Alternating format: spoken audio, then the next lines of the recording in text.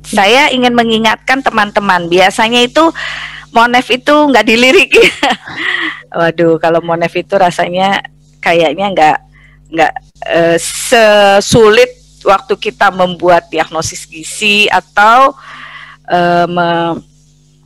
melakukan intervensi gizi yang penuh tantangan ya, di mana para pasien ya kadang-kadang mempunyai respon yang berbeda-beda terhadap intervensi gizi yang dilakukan oleh teman-teman. Nah, ini Monef ini saya ingin sampaikan yang pertama adalah konsep berpikir dulu. Jadi konsep berpikir di dalam NCP ini mengacu kepada critical thinking taktik ya for nurses. Di sini ditampilkan dalam Institute of Medicine Competencies. Jadi untuk berpikir kritis ya ada berbagai macam kemampuan yang harus dimiliki oleh seorang terutama profesional pemberi asuhan ya di bidang medis ini, di bidang pelayanan kesehatan. Pertama, kita punya kemampuan interpretasi, ada di dalam melakukan assessment. Pasti kita harus membuat interpretasi dan analisis terhadap data, baik data yang kita ambil sendiri ya, kita ukur misalnya, atau kita observasi pada saat pemeriksaan fisik terkait gizi. Pasti kita harus membuat interpretasi dan analisis ya. Nah, ini juga bagian dari critical thinking. Kemudian juga ada self regulation. Artinya ketika kita membuat interpretasi atau analisis, jangan lupa kita harus mempunyai evidence base-nya. Jadi selama ini kita mempunyai standar referensi atau rujukan yang bisa kita ikuti pada saat kita melakukan assessment ya, mempunyai keterampilan interpretasi dan analisis. Kemudian juga kita harus mampu membuat inference ya, membuat keputusan-keputusan atau sebelumnya dugaan dulu kemudian nanti diputuskan ya. Dugaan itu bisa kalau penelitian hipotesa, kalau ini dugaan-dugaan ya, kira-kira pasien ini punya masalah apa. Nah, ini biasanya kita masuk ke dalam diagnosis gizi. Kemudian kita harus mempunyai kemampuan dalam menjelaskan, ya, terutama ketika kita menyatakan intervensi gizinya seperti ini, ya, untuk mengatasi masalah yang sudah kita tetapkan. Jadi kita juga harus mempunyai cara berpikir kritis sehingga kita mampu menjelaskan kepada klien, mampu menjelaskan kepada profesional pemberi asuhan lainnya, ya, terutama di dalam bentuk catatan atau dokumentasi.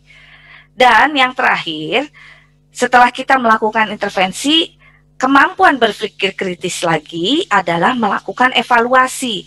Karena rasanya apa yang kita lakukan menjadi tidak bermakna kalau kita tidak mampu mengevaluasi sampai sebatas mana antara implementasi dengan target, adakah gap di situ, ya, dianalisis apakah ada gap di situ. Jadi evaluasi di sini adalah untuk mengetahui apakah apa yang dilakukan itu sudah sesuai dengan target yang akan diharapkan. Nah, untuk langkah keempat ini, monitoring dan evaluasi, yang merupakan langkah keempat dari NCP, tujuannya adalah mengukur dan mengevaluasi perubahan outcome atau dampak, ya, yang relevan dengan diagnosis gizi atau gizi pasien atau klien serta rencana dan tujuan intervensinya.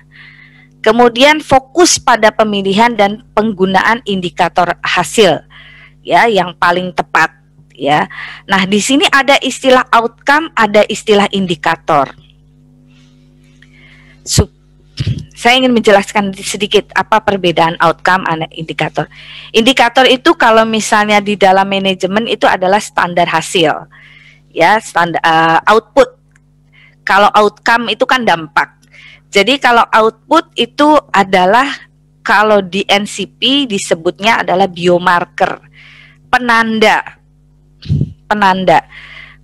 Karena ini penandanya pada makhluk hidup, karena makanya disebut biomarker, ya.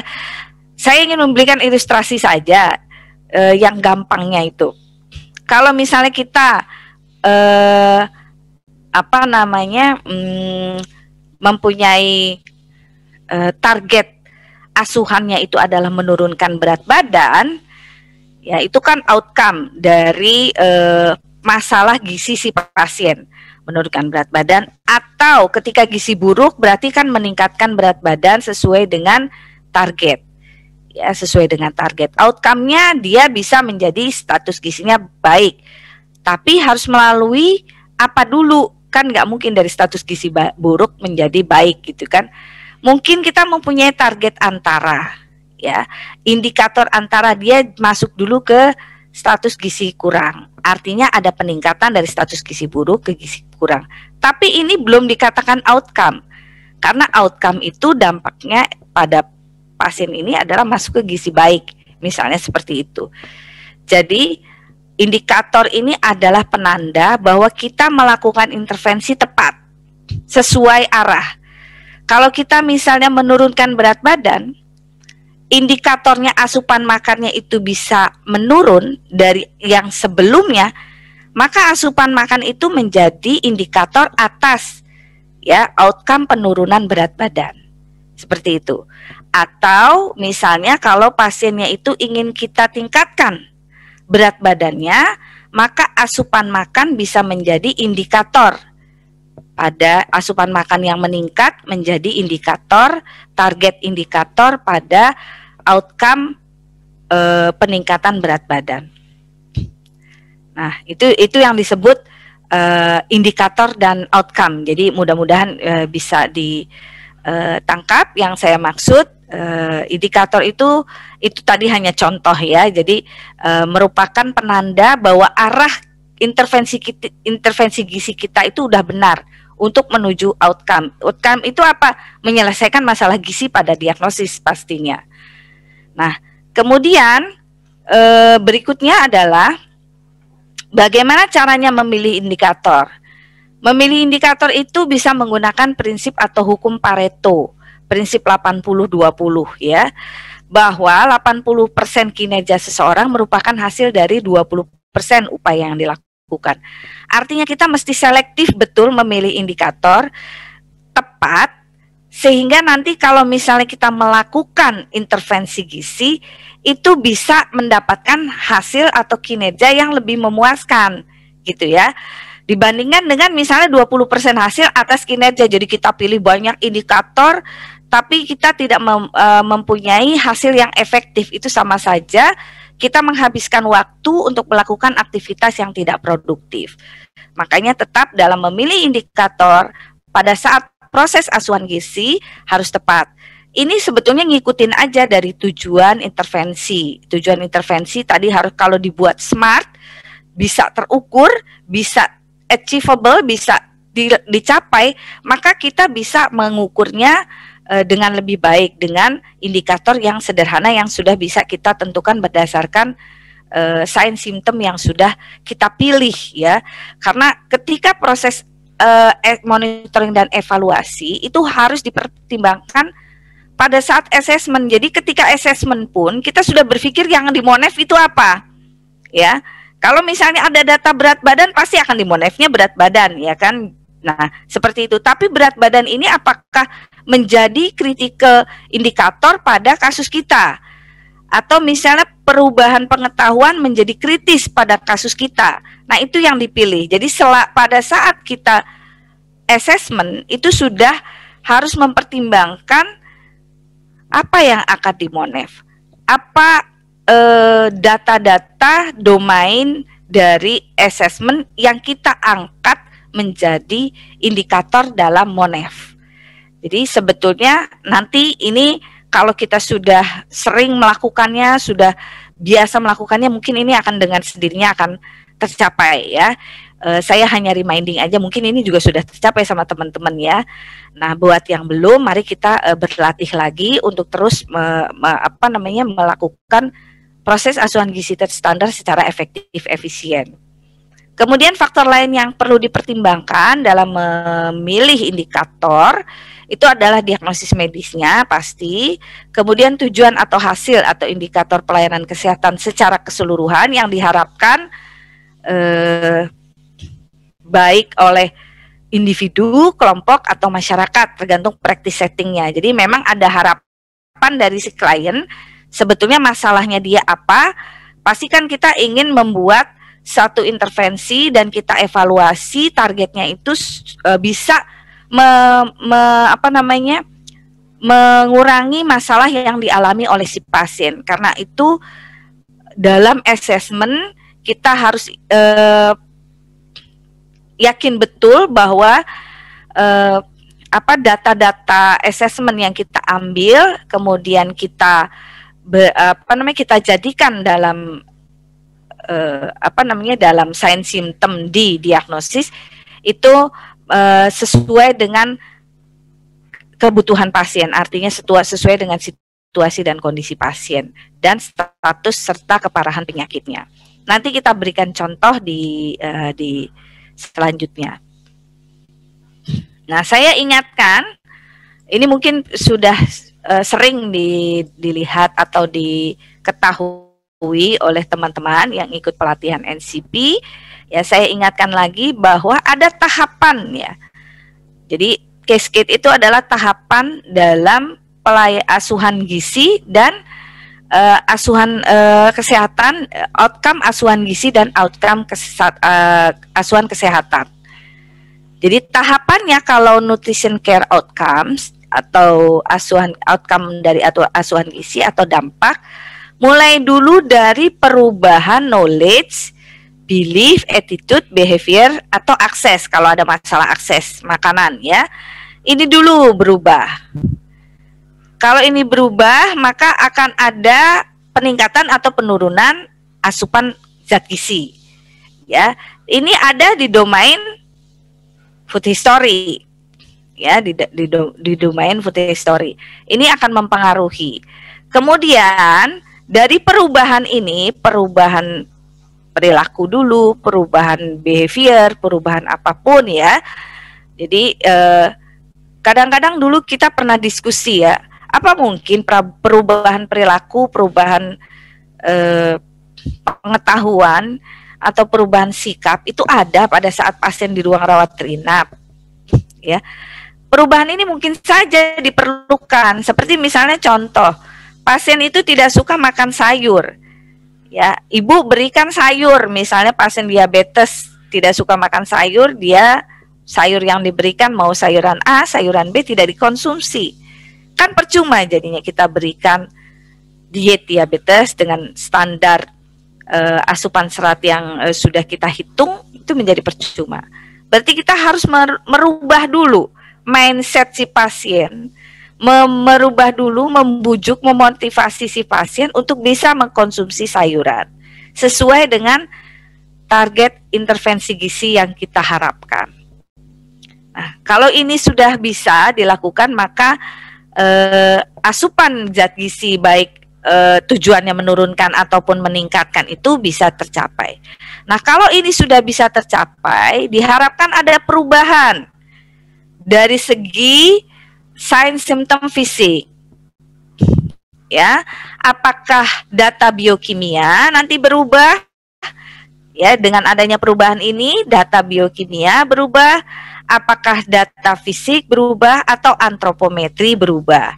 Biasanya antropometri memang paling panjang ya, karena tidak bisa cepat, kecuali pasien anak atau pasien yang mengalami odema dan sebagainya. Nanti kalau odemanya turun berarti dia akan berubah berat badannya ya.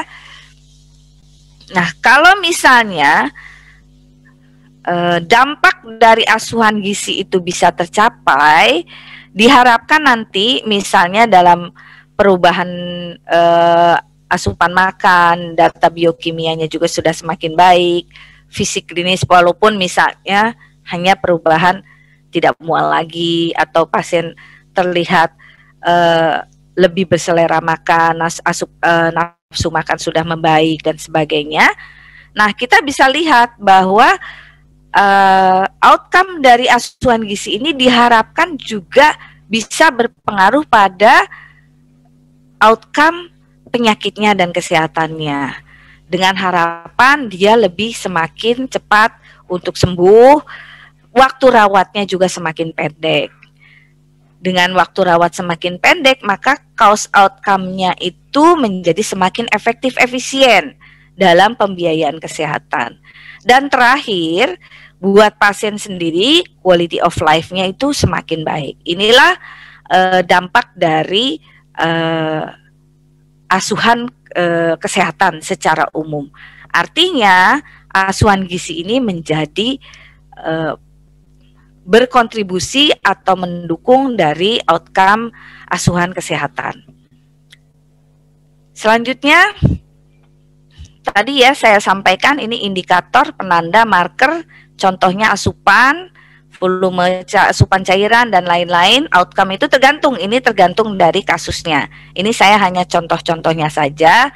Misalnya perubahan asupan makan ya, kalau misalnya Anda diagnosis gizinya inadequate oral intake, itu kan berarti kan masalahnya inadequate oral intake. Berarti itu outcome-nya adalah supaya intake makanannya cukup.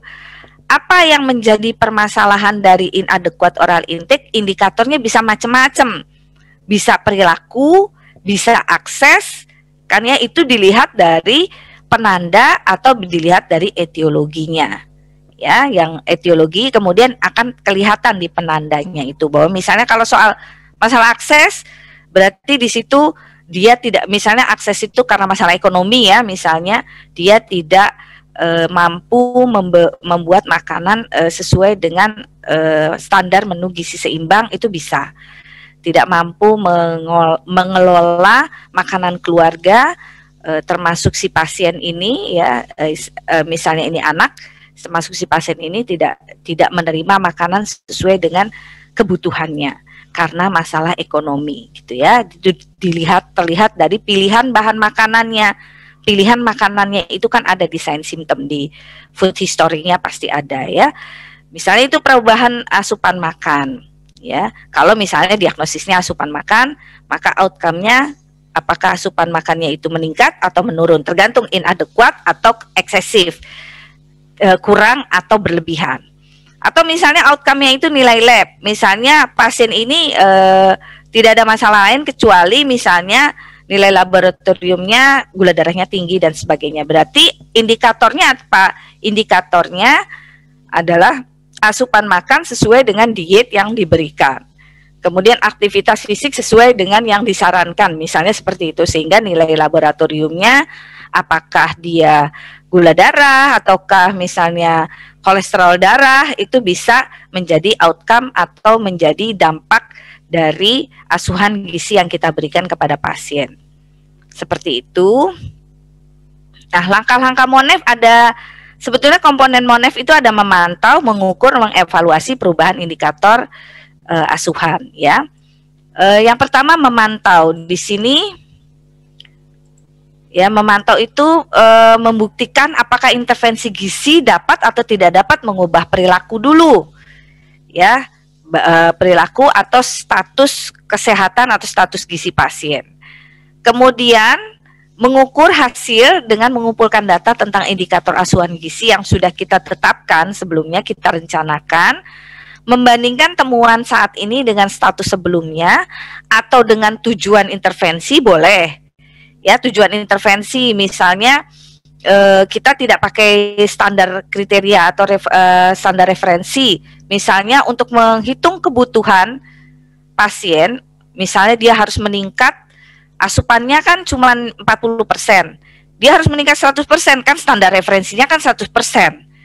Tapi kita merasa itu pasien tidak mungkin mencapai 100% dalam waktu 3 hari atau 7 hari sekalipun. Tidak mungkin. Nah, kita bisa menggunakan tujuan intervensi, yaitu yang Anda buat yang achievable dalam 3 hari, misalnya naiknya 60% dulu gitu ya. Nanti 7 hari baru naik lagi 80% gitu. Itu tergantung respon pasien terhadap intervensi yang kita berikan. Jadi yang saya sampaikan bisa pada dibandingkan kondisi sebelumnya ya. Misalnya saja ureumnya itu tinggi 80, ya mungkin kalau misal sampai normal ya susah gitu ya, walaupun karena dia hanya konvensional, tidak menggunakan terapi pengganti. Kalau kita gunakan diet rendah protein, ya kita berikan target yang sesuai gitu ya, dari yang penting pasien itu bisa mengasup protein yang kita sudah hitung ya dari standar tersebut. Nanti dibandingkan ureumnya dari yang sebelumnya, bukan dari nilai normal ya. Kalau misalnya dia turun berarti udah bagus gitu ya, seperti itu. Atau tujuan intervensi atau memang standar kriteria. Jadi dipilih tergantung dengan situasi dan kondisi yang teman-teman hadapi sama di pasiennya. Ya, kita bisa membuat pakai tujuan intervensi yang dilakukan secara bertahap, atau memang sudah bisa menggunakan standar atau kriteria referensi sesuai dengan apa yang dihadapi. Jadi maksudnya pasiennya kondisinya seperti apa. Kemudian penggunaan indikator dan kriteria standar itu untuk meningkatkan validitas dan reliabilitas data. Jadi di sini indikatornya ini yang sudah kita tetapkan. Jadi waktu kita merencanakan MONEF itu kita sudah harus mencantumkan standar yang akan kita pakai untuk mengukur keberhasilan intervensi gizi yang kita lakukan. Kemudian baru dari hasil kita pengukuran dan pemantauan secara berkala, kemudian kita evaluasi dampaknya secara keseluruhan dari intervensi gizi pada status gizi dan kesehatan pasien. Nah, ini langkah-langkah dari monitoring dan evaluasi. Kemudian selanjutnya untuk hal yang perlu diperhatikan lagi adalah menggunakan standar kriteria referensi yang sesuai untuk perbandingan. Jadi misalnya saja dia pasiennya itu pasien diabetes, ya gunakan standar yang sesuai ya. Kemudian misalnya menggunakan konsensus Perkeni, atau kalau pasiennya ginjal menggunakan konsensus dari Pernefrinya dan sebagainya yang terbaru, yang terupdate, sehingga kita mengerjakan itu sesuai dengan evidence base-nya. Kemudian misal memilih asupan makan untuk zat gizi.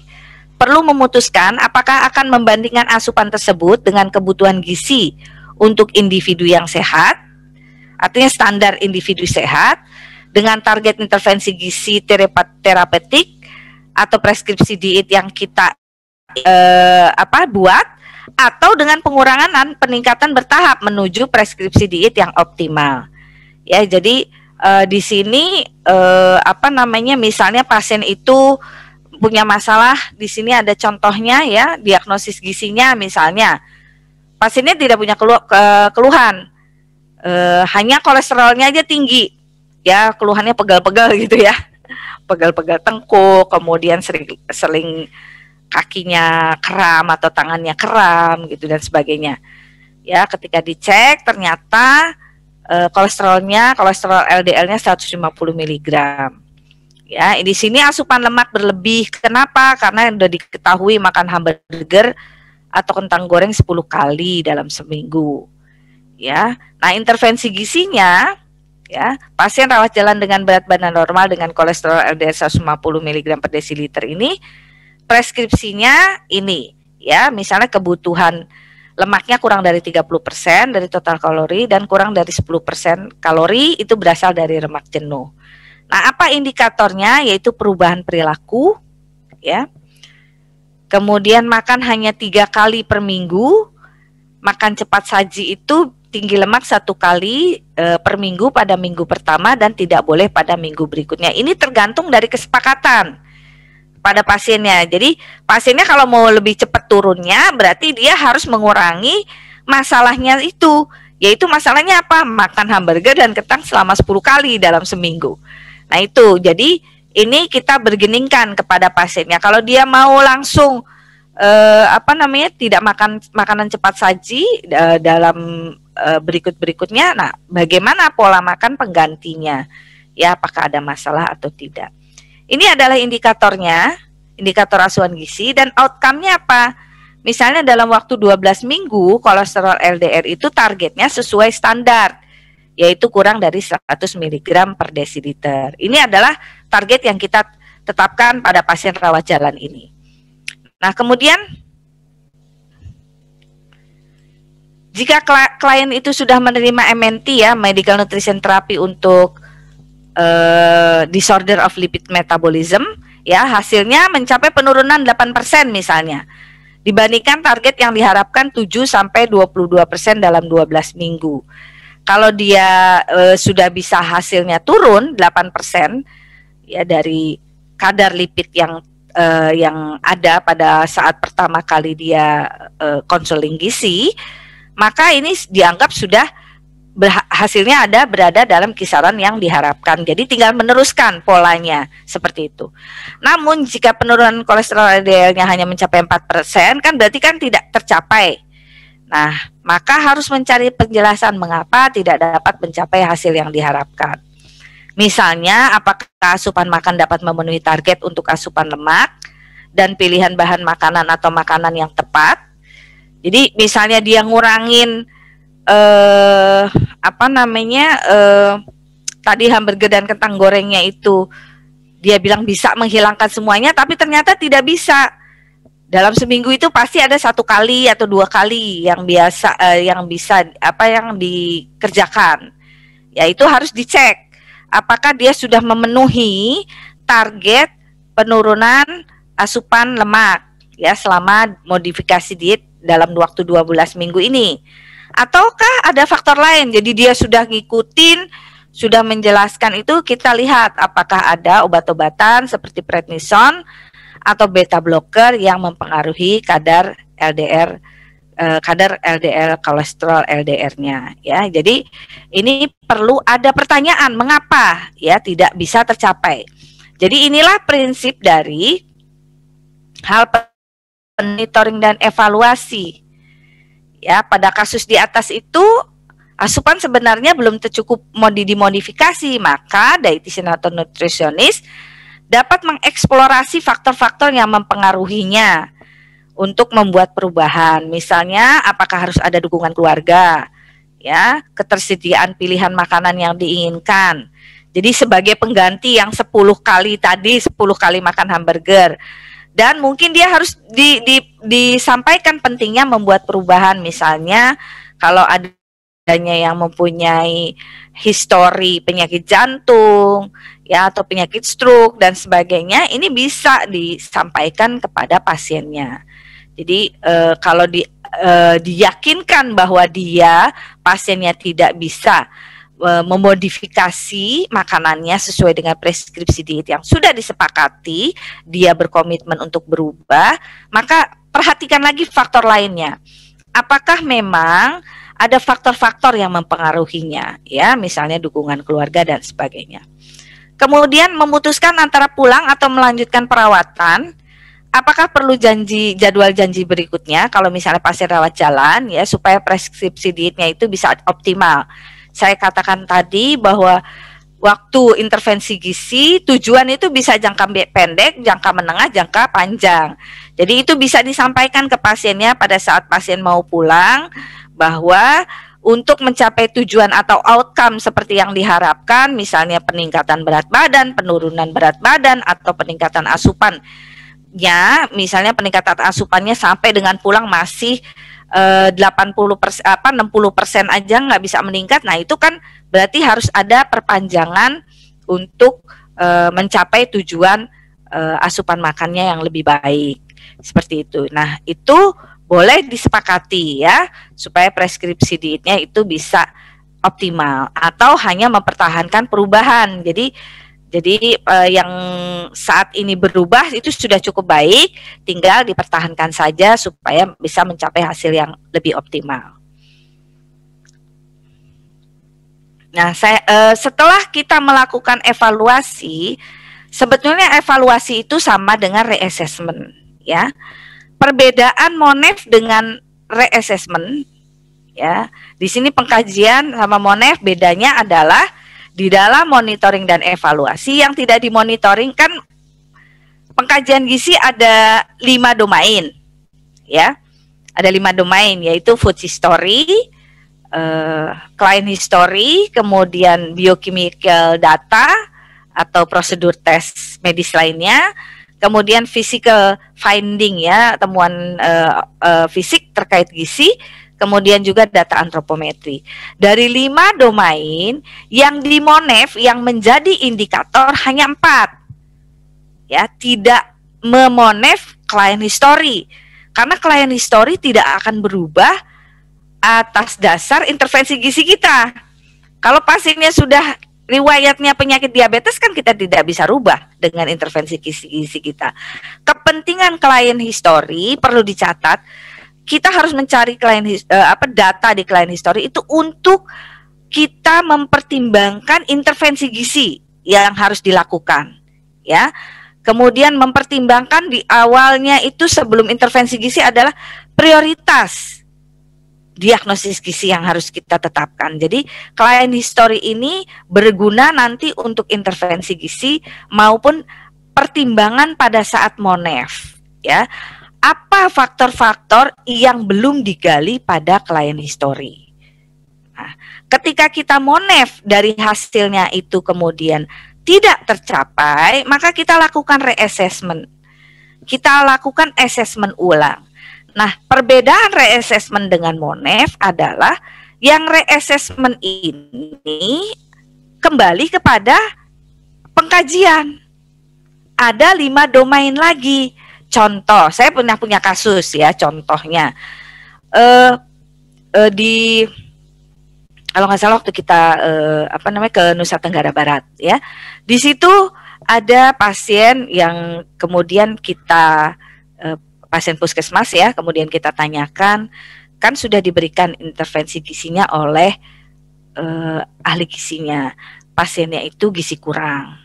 Ya, pasiennya itu gizi kurang, udah diberikan intervensi gizinya, kemudian berupa PMT, kemudian ibunya sudah diberitahukan bagaimana memberikan makanan yang baik ya buat si anak, karena ibunya itu harus tahu bahwa PMT itu kan bagian dari kebutuhan.